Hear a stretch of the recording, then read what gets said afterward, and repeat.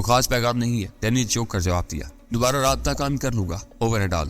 پھر وہ جہانگیر سے رابطے کی کوشش کرنے لگا اور اس میں بھی فوری کامیابی ہوئی۔ جہانگیر پہلے ہی پیغام کے جواب میں لائن پر آ گیا، رپورٹ اوور۔ ڈینی نے اس کا جواب سنتے ہی اپنی بدلی ہوئی مخصوص آواز میں مبہم سا سوال کیا، شاید آپ کو علم ہوگا کہ رات بیفور نے مجھے طارق کے مکان کے لان میں ایک لاش کی موجودگی کی اطلاع دی تھی۔ جہانگیر بتانے لگا اور ڈینی خاموشی سے سنتا رہا۔ دراصل ہمارا ایک آدمی پہلے سے اس لنگڑے کا پیچھا کر رہا تھا، یہ مجھے بیفور سے معلوم ہوا تھا۔ بہرحال طارق نے ہدایت کے مطابق لنگڑے کی لاش اسی کی کار میں ڈال کر مل ایریا میں چھوڑ دی ہے، جہاں سے وہ پولیس کے ہاتھ لگی ہے۔ طارق نے اپنے ہاتھ سے واردات کا ہر نشان مٹا دیا، اوور۔ یہ رپورٹ تمہیں براہ راست بیفور کو دینی تھی۔ ڈینی ٹرانسمیٹر میں کسی بھیڑیے کی طرح کو رہا، میں اپنے معاملے کی رپورٹ چاہتا ہوں، اوور۔ سوری سر، جہانگیر گڑبڑا گیا۔ دراصل وہ واقعہ میرے ذہن پر سوار ہے، میں سوچ بھی نہیں سکتا تھا کہ ہمارے آدمی اس سے سراغ سے کارروائی کر سکتے۔ آپ کی ہدایت کے مطابق میں نے احکامات جاری کر دیے تھے، چنڈو سے ولایتی شراب تک ہر نشے کے خلاف کارروائی کی جائے گی۔ آج کے اخبار میں مرجینا کے اڈے پر چھاپے کی خبر ہے، ہو سکتا ہے یہ کارروائی ہماری کسی آدمی کے اما پر کی گئی ہو، اوور۔ مجھے جلد از جلد نتائج چاہیے، ڈی2۔ ڈینی نے اسے متنبہ کیا، غیرضروری باتوں کے بارے میں سوچ کر اپنی ذہنی صلاحیتیں پر بات نہ کرو۔ بیفور ہم دونوں کا سربراہ ہے، اور اگر اپنے وسائل سے کام لینے پر تل جائے تو اس سے زیادہ معقول کام سر انجام دے سکتا ہے، اوور اینڈ آل۔ ڈینی نے آخری فقرہ محض یہ سوچ کر کہا تھا کہ بیفور کی نیابت کرنے والے اپنے اپریٹس پر ان دونوں کی گفتگو سن رہی ہوگی۔ بیفور نے ٹرانسمیٹر پر جہانگیر سے گفتگو کے دوران میں جس طرح بائی ٹانگ پر لگڑانے والے دراز قامت کا حوالہ دیا تھا، اسے ظاہر ہوتا تھا کہ وہ اس معاملے سے بے خبر نہیں تھا، بلکہ شاید یہ بھی جانتا تھا کہ مقرب خان کس کیما پر طارق کو ہراساں کر رہا تھا۔ دن میں ڈینی ٹوکیو کے سفر کی تیاری میں اپنے ٹریول ایجنٹ کے ساتھ مصروف رہا، لیکن اس کو اس وقت خوشی ہوئی جب ویزا زر مبادلہ اور KLM کا کنفرمڈ ٹکٹ اس کے ہاتھ میں آ گیا۔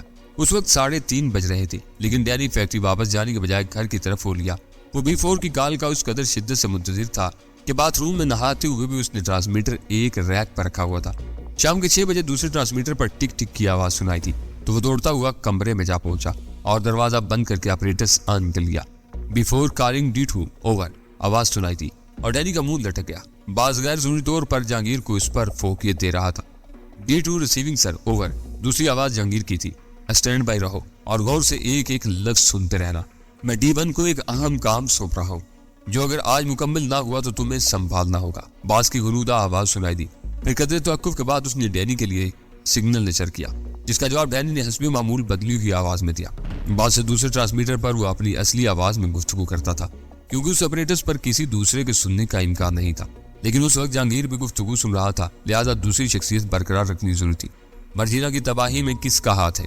D1، اوور، باس نے سوال کیا۔ میں نے ہی پولیس کو ادھر متوجہ کیا سر، ڈینی نے بدلی ہوئی کھردری آواز میں کہا۔ وہ عرصے سے میری نگاہ میں تھی، اوور۔ ہمیں بس 3-4 ہفتوں کے لیے میدان صاف کرنا ہے تاکہ نئے مال کے لیے مارکیٹ بنا سکے، اس کے بعد ہمیں کسی سے کوئی سروکار نہ ہوگا، اس لیے نئی مہم پر پورے وسائل لگ جانے چاہیے۔ اور اب ایک اہم قصہ سنو۔ طارق کے گھر میں مارے جانے والے کا نام مقرب خان ہے اور وہ عیسیٰ خان نامی کسی شخص کے لیے کام کرتا ہے۔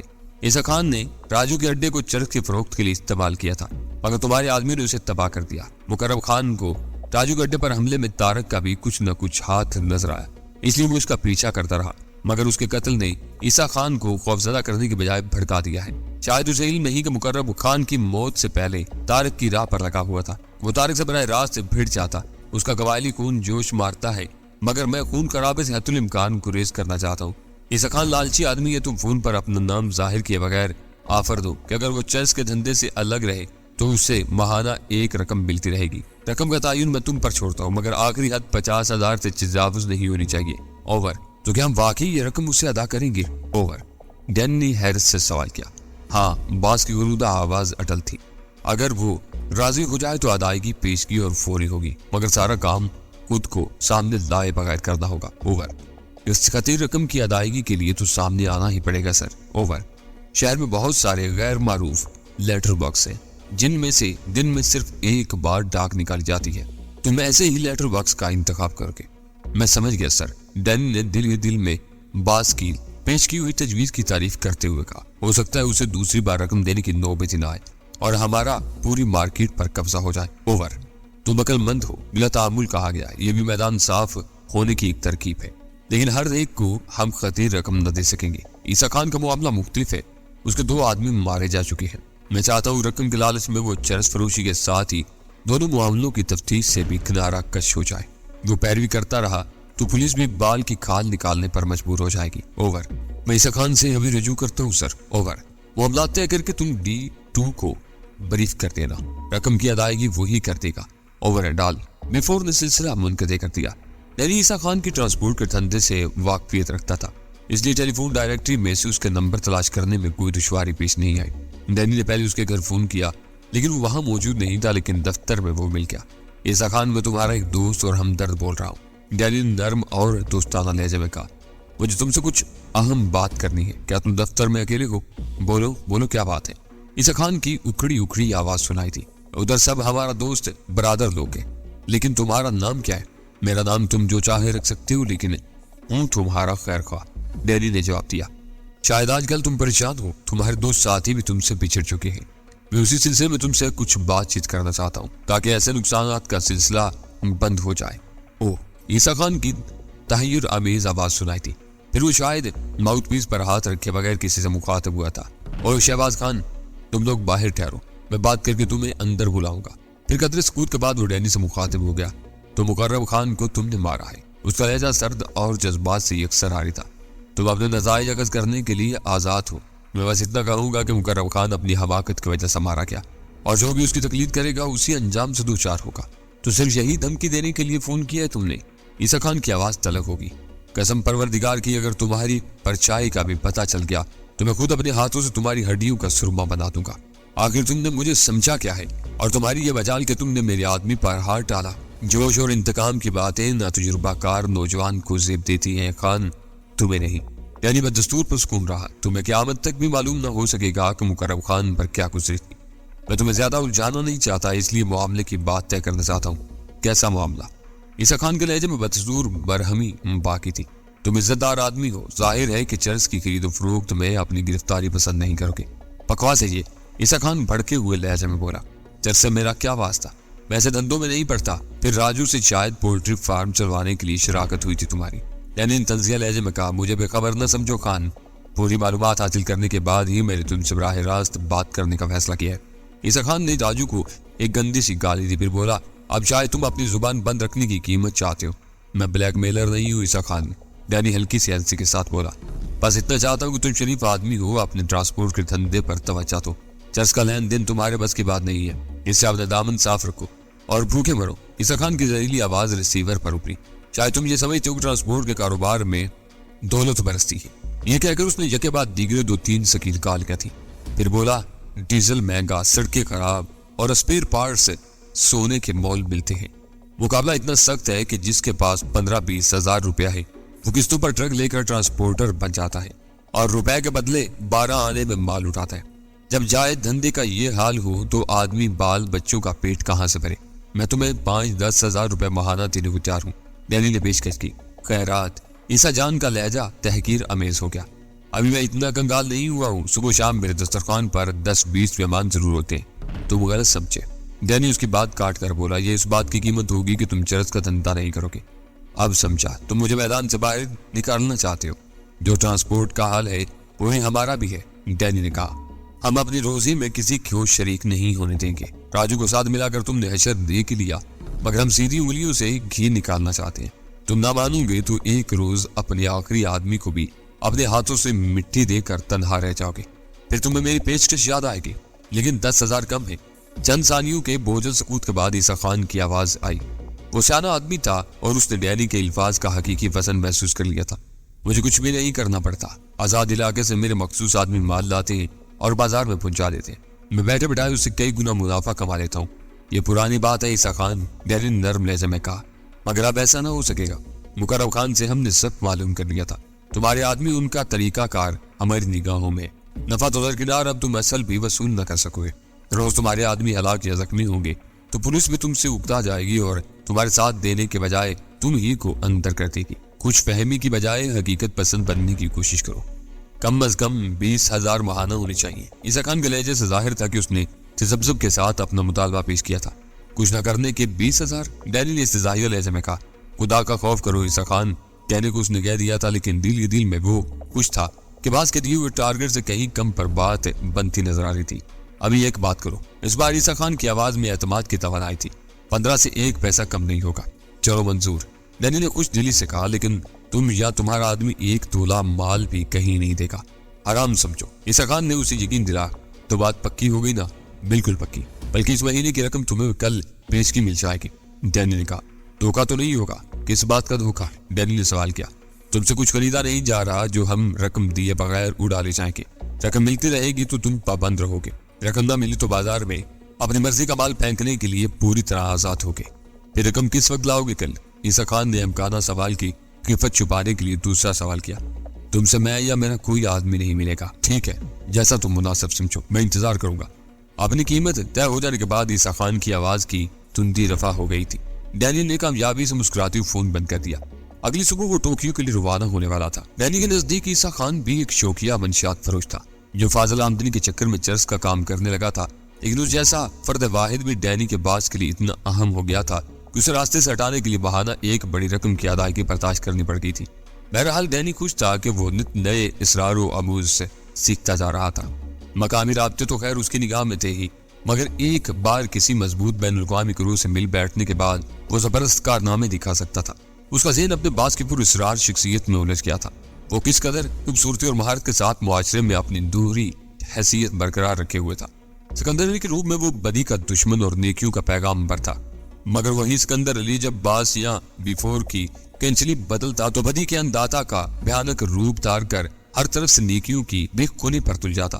ڈینی نے فیصلہ کر لیا تھا کہ ٹوکیو سے واپسی پر وہ سکندر علی کے مکان میں ضرور نقب لگائے گا۔ KLM کی اس مخصوص پرواز پر ڈینی کی نشست مخصوص تھی، مگر پھر بھی وہ مقررہ وقت سے چند منٹ پہلے ہی ایئرپورٹ پہنچ گیا۔ اسے بریف کیس سے پستول نکال کر گھر پر ہی چھوڑ دیا تھا اور باریک دستانے گھر سے نکلتے ہوئے ہاتھوں پر چڑھا لیے تھے۔ اسے کچھ ایسا محسوس ہوا تھا جیسے باس اس کی انگلیوں کے نشانات ہالینڈ کی فرم کے نمائندے تک بھی نہ پہنچانا چاہتا ہو، لہذا وہ اسی لو کی احتیاط بروئے کار لایا تھا۔ ہیروئن کے صفوف کی ایک سر بمہور تھیلی اس نے اپنے انڈر ویئر میں چھپائی ہوئی تھی۔ اس کا خیال تھا کہ ایک بار وہ حفاظت جہاز پر سوار ہونے کے بعد وہ ٹوائلٹ میں کسی خطرے کے بغیر اس تھیلی کو نکال کر کوٹ کے اندرونی جیب میں منتقل کر سکے گا۔ دوسری تھیلی وہ گھر ہی چھوڑ آیا تھا۔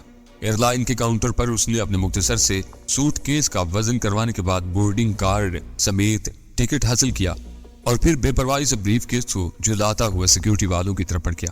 اس نے محسوس کیا کہ اس مقام پر تجربے کار افراد مامور تھے جو شہادت یا مخبری سے زیادہ اپنے تجربے کے سہارے تقریبی عناصر کو پہچان سکتے تھے، مگر ڈینی میں اناڑی نہیں تھا۔ اپنے تاثرات پر اسے مکمل کنٹرول حاصل تھا اور اسے یقین تھا کہ اس کے دل کی دھڑکنیں بھی معمول پر تھی۔ وہ قریب پہنچا تو اس کا بارودی briefcase X ray machine میں چلتی ہوئی بیلٹ پر ڈال دیا گیا۔ اس کے پہلوؤں اور پشت پر ہاتھ پھیر کر سرسری جامہ تلاشی لی گئی اور پھر اسے اندر جانے کی اجازت مل گئی، جہاں امیگریشن حکام نے اس کے پاسپورٹ پر ملک سے اخراج کی مہر لگا کر اس کی روانگی کے مراحل مکمل کر دیے۔ ڈینی بے پرواہی سے لاؤنج میں بیٹھا رہا اور جب اس کی پرواز کی روانگی کے لیے تیاری کا اعلان کیا گیا تو وہ لاؤنج سے نکلا۔ اس پرواز پر کراچی سے فرسٹ کلاس میں پرواز کرنے والے کل 2 مسافر تھے۔ ڈینی اپنے ادھیڑ عمر ساتھی کے ہمراہ وین میں سوار ہوا اور پھر جہاز میں پروں سے آگے لگی ہوئی سیڑھی کے قریب ضابطے کی آخری کارروائیوں کے بعد نیو ہیگل طیارے پر سوار ہو گیا۔ فرسٹ کلاس کیبن میں پہلے سے صرف 2-3 مسافر موجود تھے۔ تینوں بھی سفید فام تھے، مگر ان میں سے 2 مرد تھے اور تیسری ایک جوان سال عورت جو کھڑکی کے قریب والی نشست میں دھنسی صبح کی تیز دھوپ میں کھڑکی سے باہر رن وے پر کچھ دیکھ رہی تھی۔ ڈینی نے اپنی نیلی ٹائی پر لگے ہوئے بکرے کی شبیہ والے نکری ٹائی پن کو دانستہ چھیڑا۔ ایک سفید فام غیر ملکی اسے دیکھ رہا تھا۔ وہ تھوڑا سا مسکرایا اور ڈینی بھی اخلاقاً مسکرا دیا۔ اس کا دل اچانک تیزی سے دھڑکنے لگا تھا کہ ہالینڈ اور اٹلی کے سنڈیکیٹ کے نمائندے نے شاید اسے پہچان لیا تھا۔ وہ اپنی نشست پر بیٹھ گیا لیکن بے چینی کا شکار رہا۔ اس کی نگاہیں غیر ارادی طور پر بار بار اس سفید فام کی طرف اٹھ رہی تھی، اسے دیکھ کر مسکرایا تھا، مگر وہ اپنے گرد و پیش سے بے خبر اپنی گود میں پھیلے ہوئے اخبار کے مطالعے میں منہمک تھا۔ تھوڑی دیر بعد طیارے سے سیڑھیاں ہٹا لی گئی، دروازے بند کر دی گئے۔ کارگو کی لوڈنگ غالباً پہلے ہی مکمل ہو چکی تھی، لہذا انجن سٹارٹ کر دیے گئے۔ ایئر ہوسٹس نے اپنے سدا بہار سراپا سے کیبن کو رونق بخشی اور پھر پیچنگ سسٹم پر طیارے کے کپتان کی آواز کھولنے لگی۔ وہ کراچی سے بمبئی کے لیے پرواز کی نوید سنا رہا تھا۔ مسافروں نے اپنی نشستیں سیدھی کی، پھر کیبن میں حفاظتی بیلٹ کے آئینے بکلوں کی آواز سنائی دینے لگی۔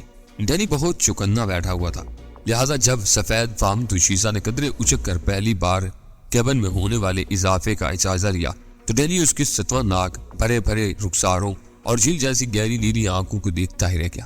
اس نے فیصلہ کر لیا کہ مقررہ ملاقات سے نبٹنے کے بعد وہ اس حسین لڑکی کو اپنے ساتھ ایک جام کی پیشکش ضرور کرے گا۔ تیارہ کئی منٹ تک فضا میں آگے بڑھنے کے ساتھ ساتھ اوپر اٹھتا رہا۔ ڈینی کو اپنے سینے پر ہلکے سے دباؤ کا احساس ہو رہا تھا، کان بھی بار بار سن ہوئے جا رہے تھے، لیکن وہ اپنے جبڑوں کو بھیج کر ٹیک آف کی اس اثر کا ازالہ کرتا رہا۔ آخرکار تیارہ مقررہ بلندی پر پہنچ گیا۔ تمباکو نوشی کی ممانعت کی سرخ روشنی اب پہلے ہی بجھ چکی تھی۔ حفاظتی بیلٹ باندھنے کی ہدایت بھی معدوم ہوگی اور ڈینی نے گہری سانس لے کر حفاظتی بیلٹ کا بکل کھول دیا۔ اس نے سفید فام کی طرف دیکھا اور بھننا کے رہ گیا۔ وہ اس قدر ان محق سے اخبار کے مطالعے میں ڈوبا ہوا تھا جیسے محض اسی وجہ سے اس نے سفر کا فیصلہ کیا ہو۔ ڈینی اپنی نشست سے اٹھا اور ٹوائلٹ کی طرف بڑھ گیا۔ ٹوائلٹ کا دروازہ بند کر کے اس نے آئینے میں دیکھا کہ کوٹ کے بٹن کھلے ہوئے ہونے کے باعث اس کی نیلی ٹائی اور اس پر لگا ہوا نقرئی ٹائی پن بالکل واضح طور پر نظر آ رہا تھا۔ اس نے برا سا منہ بنایا اور پھر انڈرویئر سے ہیروئن کے نمونے کی تھیلی نکال کر کوٹ کی اندرونی جیب میں منتقل کرنے میں مصروف ہو گیا۔ لباس درست کر کے اس نے باہر نکلنے کی نیت سے دروازہ کھولا تو خوشگوار حیرت اس کے چہرے پر مجسم ہو گئی تھی، کیونکہ تنگ سے راداری میں نیلی آنکھوں والی بانکی نار ٹوائلٹ خالی ہونے کی منتظر تھی اور اس کے دائیں ہاتھ کے لمبی لمبی مخروطی انگلیوں میں سلگتی ہوئی سگریٹ چبی ہوئی تھی۔ وہ لہجہ بھر کے لیے چٹکا تھا، مگر لڑکی بہت تیز ترار تھی، فوراً ہی بول پڑی، اتنا نہ گھورو مجھے۔ ڈینی مسکراتا وہ باہر آیا تو اس نے سگریٹ کا گہرا کش لے کر دھواں بھید کلفی سے ڈینی کے چہرے پر چھوڑ دیا اور ہاتھ سے ٹائی پن کو چھوتے ہوئے بولی، اس کی بجائے بکرا ہی لٹکا لیا ہوتا تو زیادہ اچھا ہوتا۔ پھر اسے قبل کے ڈینی کچھ کہتا، اس نے پھرتی سے ٹوائلٹ میں داخل ہو کر دروازہ بند کر لیا۔ ڈینی اپنی نشست کی طرف واپس چلا جو اس کے سرور سے لڑکھڑا رہا تھا۔ سفر اچھا کٹے گا، اس نے دل ہی دل میں سوچا۔ اپنی نشست پر آ بیٹھا۔ اس نے اپنا زاویہ ایسا رکھا تھا کہ اس لڑکی کی خالی سیٹ اس کی نگاہ میں رہے۔ ڈینی کو دیکھ کر مسکرانے والا سفید فام اپنے چہرے پر متانت طاری کیے بدستور اخبار کے مطالعے میں غرق تھا۔ چند منٹ بعد ڈینی پر حیرتوں کے پہاڑ ٹوٹ پڑے۔ تو لڑکی ٹوائلٹ سے واپس آ کر اپنی جگہ پر بیٹھنے کے بجائے اس کے برابر والی سیٹ پر آ بیٹھی تھی۔ اگر ناگوار نہ ہو تو بیٹھنے کے بعد اس نے مسکراتے ہوئے صاف اور شائستہ انگریزی میں ڈینی سے کہا، بڑی خوشی سے۔ ڈینی نے فراغ دلی سے کہا، خوبصورت لوگوں کی ہم نشینی میں بڑا لطف آتا ہے، اسی لیے یہ سینے سے لگائے پھر رہے ہو۔ اسے ٹائی پن کی طرف اشارہ کرتے ہوئے شوق لہجے میں چوٹ کی۔ ڈینی نے دل میں باس کے والدین کی شان میں کچھ نازیبا کلمات ادا کیے، پھر مسکرا کر بولا، ایک حسینہ کی یادگار ہے، خاصا وزنی معلوم ہوتا ہے۔ لڑکی نے سنجیدگی سے کہا، اس کی آنکھیں مسلسل مسکرا رہی تھی۔ نہیں، ڈینی نے اس بےہودہ موضوع سے جان چھڑانے کے لیے بے پرواہی سے کہا، 1.5 تولے کا ہوگا۔ پھر لنگڑا کیوں رہے تھے؟ اس نے سنجیدگی سے کہا۔ ڈینی بھننا گیا، لیکن اس نے ڈینی کو بولنے کا موقع دیے بغیر بات جاری رکھی، دائنی پنڈلی کا فریکچر کیسا ہے؟ ڈینی ایک گہرا سانس لے کر پشتکار سے ٹک گیا، سپاٹ آواز میں بولا، آپریشن کے بعد اب ٹھیک ہے، مجھے تو اب بھی گڑبڑ معلوم ہوتی ہے۔ وہ تشویش سے بولی، ذرا کچھ دور چل کر دکھاؤ۔ چپ چاپ بیٹھے رہو، تم نے میرا سارا موڈ غارت کر دیا ہے۔ ڈینی نے اس کی طرف جھک کر دھیمے لہجے میں کہا، مجھے اندازہ نہیں تھا کہ اس بکری کی والدہ تم ہی ہو۔ اکانوی میں چلے آؤ، پچھلی نشستیں خالی ہیں، وہیں بیٹھ کر باتیں کریں گے۔ اس نے بھی رازدارانہ لہجے میں کہا، لندن سے یہاں تک اکیلے پن کی وجہ سے اکتا گئی ہوں۔ لڑکی کو ڈینی کی طرف جھکے ہوئے دیکھ کر پچھلی نشست پر کسی کو خواہ خواہ کھانسی کا دورہ پڑ گیا، مگر ڈینی نے پلٹنے کی زحمت نہیں کی۔ اسے معلوم تھا کہ اس کے پیچھے کراچی سے سوار ہونے والا ادھیڑ اوپر بیٹھا ہوا تھا اور شاید اسے ڈھلی ہوئی عمر میں بھی نتیجے پن کا شکار تھا۔ لڑکی اٹھ کر اپنی نشست پر چلی گئی اور ڈینی ایئر ہوسٹس سے اسکاچ کے 2 پیک کی فرمائش کرتا ہوا فلائٹ کچن سے ہوتا ہوا طویل راہداری کی طرف بڑھ گیا۔ اکانوی کلاس میں نشستوں کے درمیان پہنچ کر اسے اندازہ ہوا کہ اس پرواز پر مسافروں کی تعداد واقعی کم تھی۔ اکبی نشستیں تو کم و بیش خالی ہی پڑی ہوئی تھی۔ ڈینی اکبی کچن سے ملحق درمیانی 4 نشستوں میں سے ایک پر بیٹھ گیا۔ چند ثانیوں بعد فرسٹ کلاس کیبن کی ایئر ہوسٹس ٹرے میں اسکاچ کے 2 پیک لیے اسے ڈھونڈتی ہوئی وہاں پہنچی اور اگلی سیٹ کے پیچھے لگی ہوئی ٹرے سیدھی کر کے ڈینی کے لیے پیمانہ وہاں رکھ دیا۔ پھر مسکراتے ہوئے بولی، دوسرا کسے دوسر؟ یہی رکھ دو، وہ بھی آتی ہی ہوگی۔ ڈینی نے مانی گد لہجے میں کہا اور ایئر ہوسٹس نے توفیمی انداز میں اپنے سر کو جنبش دیتے ہوئے دوسرا بلوری پیک بھی وہی رکھ دیا۔ وہ اپنی کیبن کی طرف گئی ہی تھی کہ ڈینی کو نیلی آنکھوں والی لڑکی آتی نظر آئی۔ اس نے ہاتھ ہلا کر اسے اشارہ کیا اور وہ اٹھلاتی ہوئی ڈینی کے برابر میں بیٹھی۔ میں سمجھ رہا تھا کہ اخبار بین میرا مطلوب آدمی ہے۔ اس کے آ جانے پر ڈینی نے سگریٹ سلگاتے ہوئے کہا، انتہائی بور آدمی ہے۔ وہ برا سا منہ بنا کر بولی، میں نے اس سے مل بیٹھنے کی کوشش کی تھی مگر اس نے موسم سے بات شروع کر کے موسمی سیاروں پر اپنی معلومات کا اظہار کرنا شروع کر دیا۔ ڈچ اس معاملے میں عموماً سرد مہر ہی ثابت ہوتے ہیں۔ بین الاقوامی تجربہ رکھتی ہو؟ ڈینی کو طنز کرنے کا موقع ہاتھ آ گیا تھا۔ ایشیائیوں کے بارے میں کیا خیال ہے؟ بکروں کے عاشق ہوتے ہیں۔ وہ کھلکھلا کر ہنس پڑی، پھر پیگ اٹھایا اور کچھ کہے بغیر ڈینی کی طرف لڑا کر منہ سے لگا لیا۔ کاش تم مجھے کسی اور موقع پر ملی ہوتی۔ ڈینی پیگ سے اپنے لبوں کو تر کرتے ہوئے بولا، پھر میں دیکھتا کہ تم کیسے اتنا بولتی ہو۔ اس نے اپنا بیگ کھولا اور ایک تہہ کیا ہوا کاغذ نکال کر ڈینی کی طرف بڑھا دیا۔ ڈینی نے بیگ سے دوسرا گھونٹ لے کر کاغذ کی تہہ کھولی تو لڑکی کی تصویر سامنے آ گئی۔ وہ ایشلی ہاؤس نامی فرم کے لیٹر پیڈ پر ٹائپ کیا ہوا شناخت نامہ تھا، جس کے رو سے ویرا لائڈ نامی وہ لڑکی ایشلی ہاؤس کی سفری ایجنٹ تھی، جس فرم کی جانب سے کاروباری سودوں کے پورے اختیارات حاصل تھے۔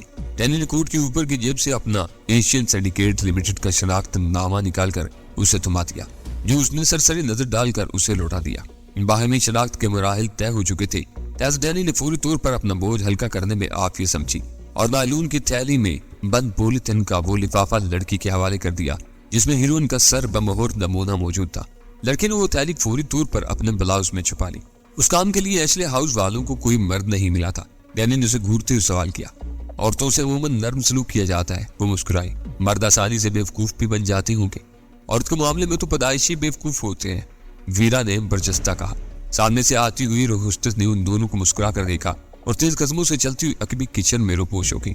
انسپیکٹر یاور سخت پریشان تھا، مخبری اوپر سے ہوئی تھی اور اسے ہدایت ملی تھی کہ فوری طور پر نیشنل ہائی وے کی ناکہ بندی کرا لے، جہاں سے زرد رنگ کی ایک ڈانسن وین سے کئی منچر سے شہر لائی جانے والی تھی۔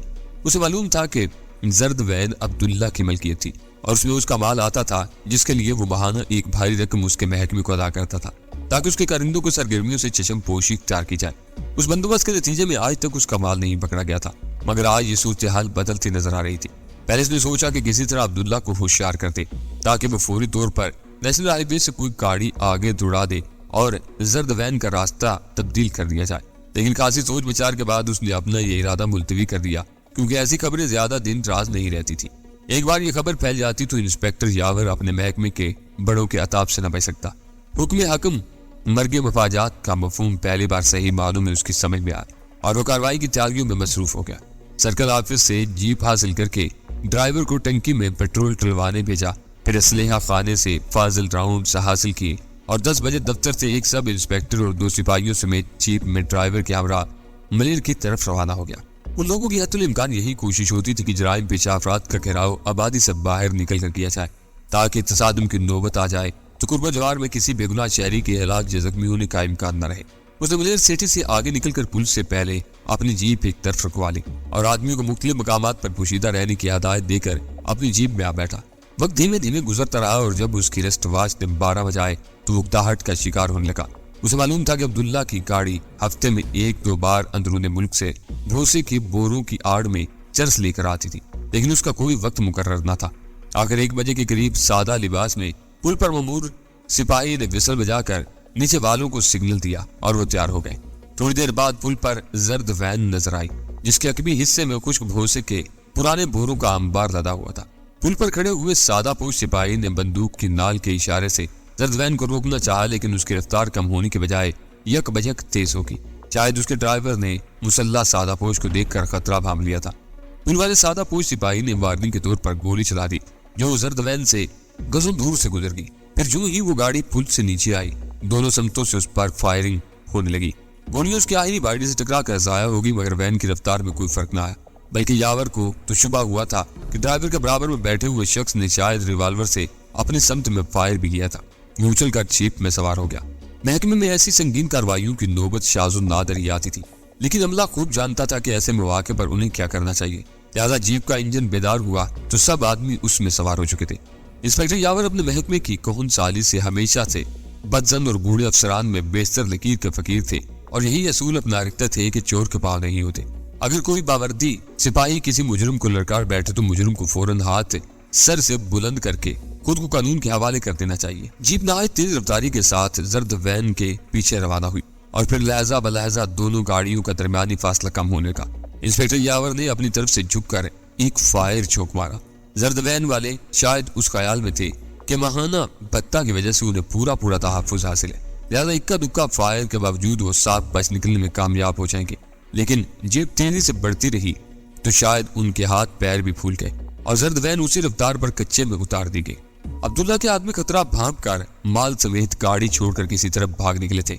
انسپیکٹر یاور نے بذات خود ڈرائیونگ کیبن کی تلاشی لی، لیکن اس میں سے بے مصرف کاغذات اور فلمی اداکاراؤں کی بےہودہ تصاویر کے تراشوں کے علاوہ کوئی کارآمد چیز دستیاب نہ ہوئی سکی۔ گاڑی کے رجسٹریشن کے کاغذات سے ڈرائیونگ لائسنس تک کسی چیز کا پتہ نہیں تھا۔ وہ باہر نکلا تو سپاہی اپنی بندوقیں جیپ میں چھوڑ کر خشک بھوسے سے پرے ہوئے ٹاٹ کے بورے نیچے گرا رہے تھے، اور اس کے ساتھ آیا ہوا سب انسپیکٹر ان بوروں کا جائزہ لینے میں مصروف تھا۔ انسپیکٹر یاور بھی اس تلاشی میں شریک ہو گیا۔ اس دوران میں لانڈی سے شہر جانے والی کئی گاڑیاں بھی وہاں رکی تھی۔ جیپ کی سرکاری نمبر پلیٹ اور چند سرکاری وردیوں کی موجودگی نے اس تلاش بین مجمع میں کیا سرائیوں کا سلسلہ شروع کر دیا تھا، لیکن انسپیکٹر یاور نے ڈانٹ ڈپٹ کر ان لوگوں کو زرد وین سے دور ہی رکھا ہوا تھا۔ بھوسے کے بورے زمین پر گرتے رہے، لیکن ان میں سے کوئی چیز برآمد نہ ہوئی۔ لیکن جب وین پر چند بورے رہ گئے تو تہ میں کوڑے لٹھے کے تھیلے نظر آنے لگے۔ سپاہیوں کے ہاتھوں میں اچانک تیزی آ گئی اور بورے گرا کر وہ سب وین پر چڑھ گئے۔ بوروں کے نیچے چھپے ہوئے تھیلے تعداد میں 6 تھے۔ ان کے منہ زرد رنگ کے موٹے دھاگے سے سلے ہوئے تھے۔ چاقو کے ذریعے پہلے تھیلے کا منہ کھولا گیا تو ان سب کی نگاہیں چمکنے لگی۔ ان میں سیاہی مائل سبز رنگ کی چرس بھری ہوئی تھی۔ پھر یکے بعد دیگرے تمام تھیلے کھول دیے گئے۔ وہ سب چرس سے بھرے ہوئے تھے اور کسی بھی تھیلے میں اس کی مقدار 25-30 سیر سے کم نہیں تھی۔ انسپیکٹر یاور نے چرس کے تھیلے جیپ کے پچھلے حصے میں رکھوائے اور ایک باوردی سپاہی کو زرد وین کی نگرانی پر مامور کر کے واپس شہر کی طرف روانہ ہو گیا۔ پیشہ ورانہ اعتبار سے اس کی کارروائی کامیاب رہی تھی، جس پر اسے خوش ہونا چاہیے تھا، لیکن اس کے چہرے سے فکر مندی چھلک رہی تھی۔ بازار میں 4-4.5 من چرس کے خاصے دام مل سکتے تھے۔ اسے خدشہ تھا کہ عبداللہ اپنے اس نقصان کو خاموشی سے برداشت نہیں کرے گا۔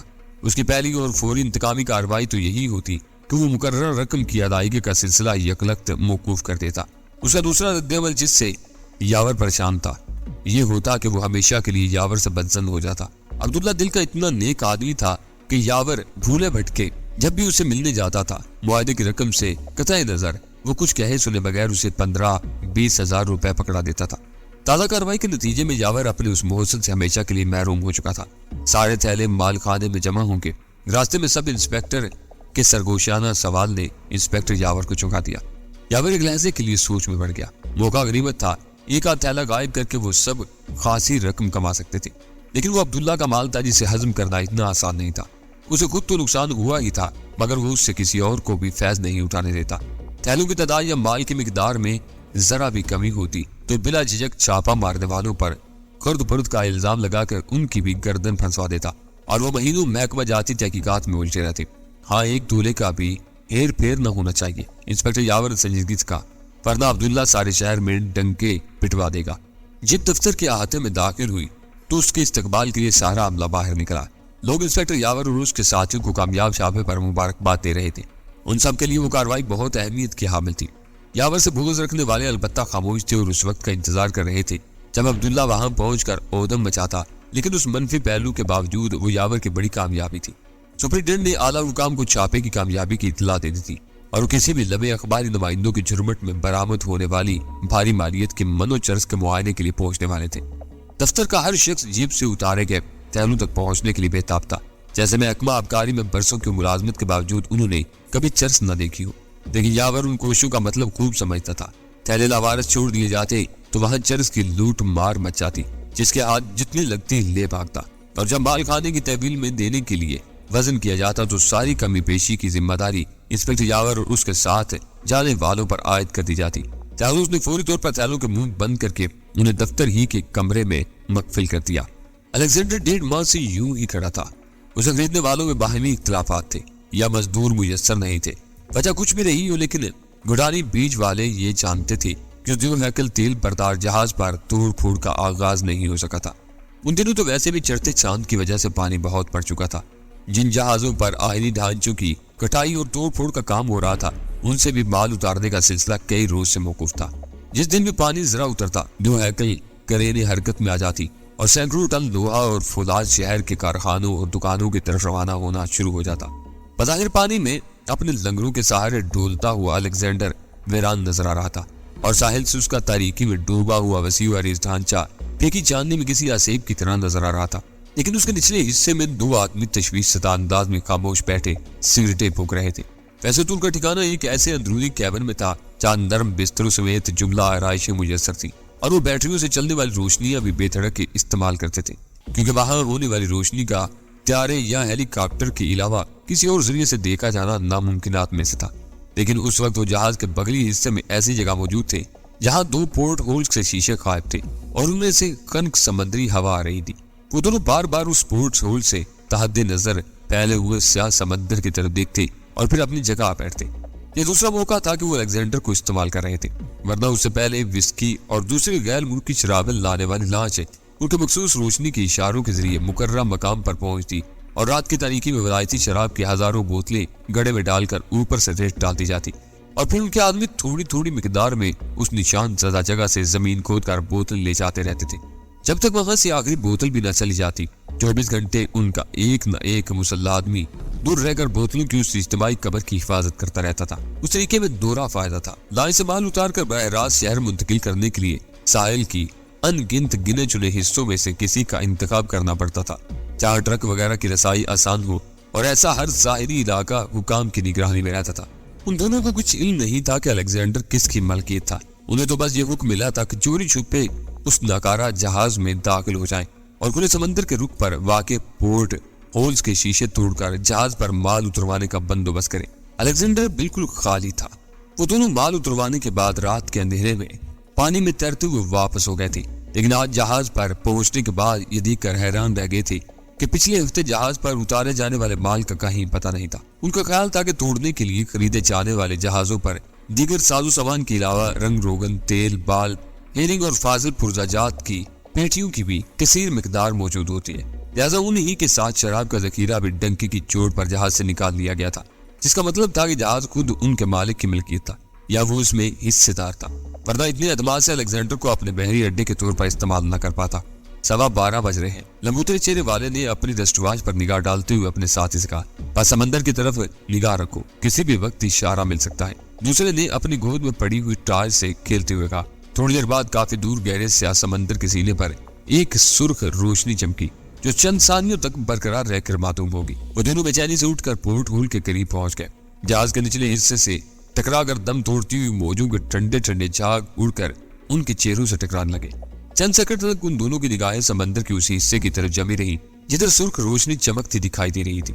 پھر دوسرے نے اپنی ٹارچ کا رخ اس طرف کر کے اس سے چلا دیا اور ٹارچ کے شیشے سے سبز روشنی خارج ہونے لگی۔